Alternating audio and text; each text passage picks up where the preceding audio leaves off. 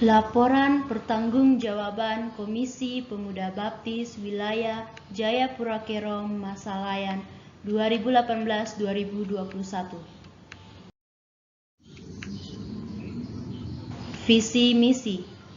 Visi: saatnya generasi muda baptis bangkit dan bersatu untuk hormat dan kemuliaan nama Tuhan di tanah Papua. Misi: 1. Mengadakan ibadah-ibadah bulanan guna membangun kerohanian pemuda yang kokoh dalam Tuhan.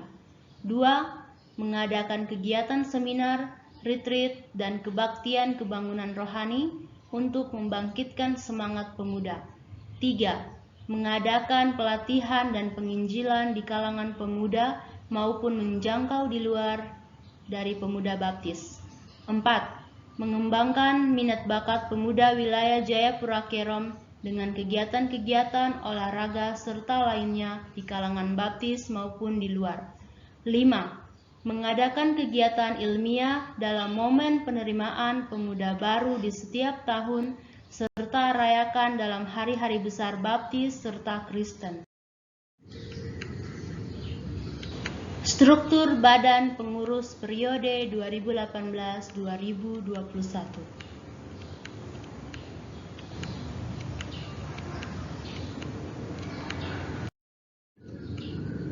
Program kerja yang terlaksana.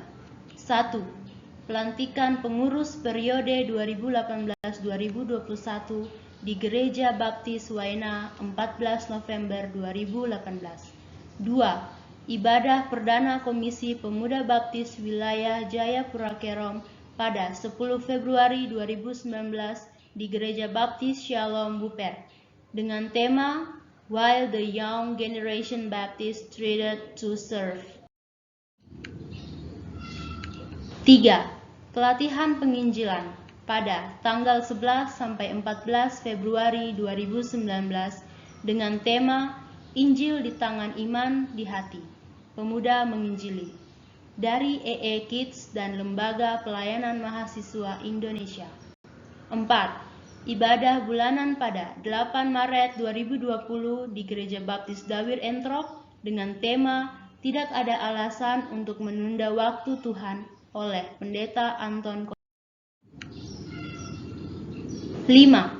Retreat Komisi Pemuda Baptis Wilayah Jayapura Kerom pada 13 sampai 14 Maret 2020 di Gereja Baptis Mula-Mula Santa Rosa dengan tema Saya Istimewa Bagi Tuhan oleh Pendeta Mason Yigibalom MA MTH, Dr. Milka Kogoya dan Bapak Nio Luen Kotoki SIP. 6. Kunjungan pengurus Komisi Pemuda Baptis Wilayah Jayapura Kerom sekaligus pelayanan di Gereja Baptis Sahabat Arso 5 pada 22 Maret 2020. 7. Penerimaan anggota pemuda baru sekaligus ibadah bulanan pada Minggu 13 Oktober 2019 di Gereja Baptis Petra Kamkei dengan tema Persekutuan dengan Tuhan Jerih Payamu Tidak Sia-sia oleh Bapak Pendeta Newton Mokai M.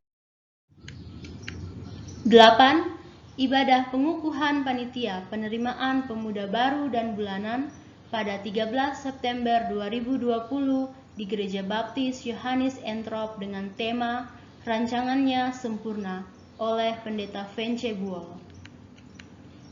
9.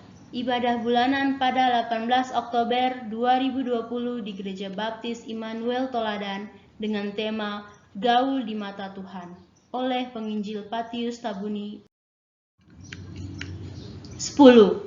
Pertandingan turnamen futsal Komisi Pemuda Baptis Wilayah Jayapura Kerom tim putra dan putri pada 9 sampai 10 Oktober di lapangan Mega Futsal. 11. Talk show dalam rangka penerimaan pemuda baru pada 23 Oktober 2020 dengan tema Pentingnya Memahami Perkembangan Organisasi di Tubuh PGBP oleh Pendeta Titus Jikwa STH dan Pentingnya Organisasi Kepemudaan oleh Vence Yigibalom SE MK. 12. Ibadah 28 Oktober Injil masuk di Tiom yang ke-64 tahun terlaksana pada 28 Oktober 2020 sekaligus dengan pembagian hadiah yang dimenangkan dalam pertandingan turnamen futsal dan penerimaan pemuda baru secara simbolis dengan tema Kita Diselamatkan Karena Injil. 13. Ibadah bulanan pada 15 November 2021 dengan tema Pemuda Baptis Inspirasi Perubahan oleh Ibu Mariam Deda. 14. Pembubaran panitia kegiatan turnamen futsal putra-putri, talk show, dan ibadah HUT PGBP pada 17 November 2020 di Pantai Holtekam. 15. Ibadah pengukuhan panitia rapat tertinggi sekaligus ibadah bulanan pada 14 Februari 2021 Gereja Baptis Petra Kamkei dengan tema Nasihat Supaya Hidup Dalam Kekudusan oleh Andreas Alia STH. 16. Ibadah bulanan Komisi Pemuda Baptis Wilayah Jayapura Kerom pada 14 Maret 2021 di Gereja Baptis Kiwone dengan tema Melakukan Kehendak Allah oleh Penginjil Yohanan Wakerkwa STH. 17. Ibadah penutupan bulanan Masa Layan 2018-2021 di Gereja Baptis BTN Kota Raja pada 11 April 2021 dengan tema Integritas Pemuda Kristen di Zaman Akhir oleh Pendeta Niko Terok.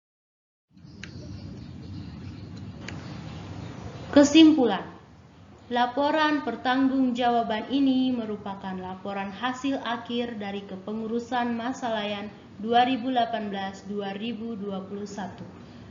Maka kami dapat menyampaikan kegiatan yang dapat dijalani selama kepengurusan secara tertulis kepada seluruh pemuda baptis wilayah Jayapura Kerom untuk dapat mengetahui.